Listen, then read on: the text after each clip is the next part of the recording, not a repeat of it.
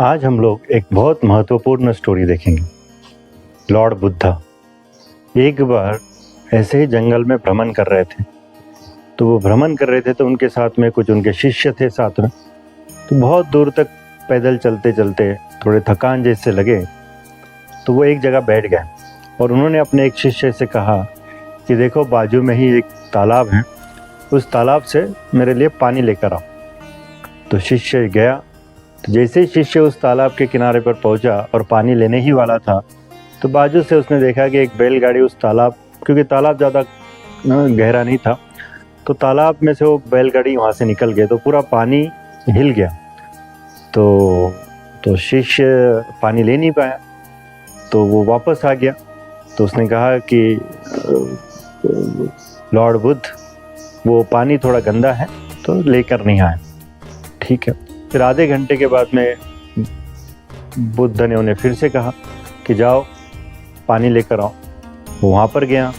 फिर उसने देखा कि फिर भी कुछ तो पानी में मिट्टी जैसा कलर दिख रहा था, तो वो वापस खाली हाथ आ गया। थोड़ी देर बाद बुद्ध ने फिर से कहा उसी शिष्य से कि जाओ मेरे लिए पानी लेकर आओ, मुझे प्यास लग रही है। तो अब जब वो जो शिष्य था वो गया और फिर उसने पानी देखा, तो पानी बिल्कुल साफ दिख रहा था। उसने पानी लिया और बुद्ध को दिया। तो बुद्ध ने पूछा कि भाई फिर पहले क्या हुआ था, पहले क्यों नहीं लेकर आए? तो बोले वही बैलगाड़ी गई थी तो वो हो गया। तो बोले फिर आपने इस पानी को साफ कैसे किया? तो बोले मैंने कुछ नहीं किया, मैं तो वेट कर रहा था कि किसी तरीके से जो कीचड़ जो मिक्स हो गया है पानी में, वो धीरे धीरे जो भी गंदगी है वो धीरे धीरे नीचे बैठ जाए, फिर हम अच्छे से साफ़ पानी ले लें। तो 2 बार जब मैं गया, दोनों बार वो मिट्टी ऊपर ही थी।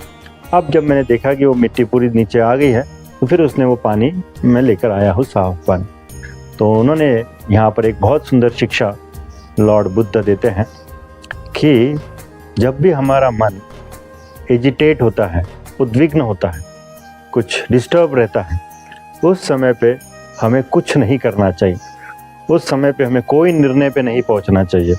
उस समय पे हमें कोई चीज़ नहीं करनी चाहिए, क्योंकि मन बिल्कुल अशांत है, डिस्टर्ब है।